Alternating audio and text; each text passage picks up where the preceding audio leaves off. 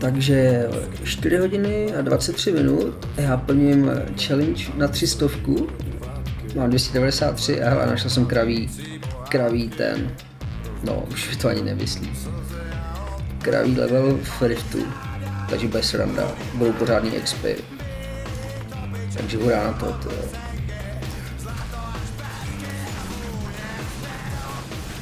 Pojďte na ten expert, to letí, tyjo. Tady bych mohl nabrat neuvěřitelně moc expů, tyjo.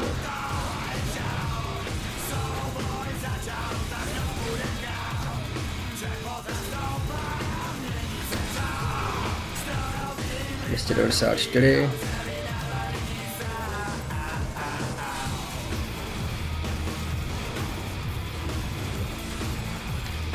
Krásně ty expy letěj.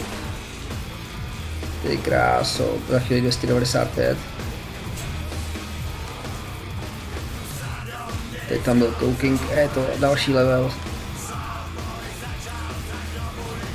Ho.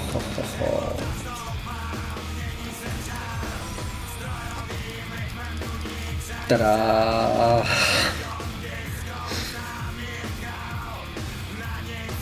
Takže takhle se to dělá.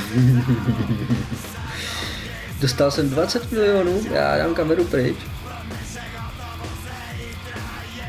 Dostal jsem 20 milionů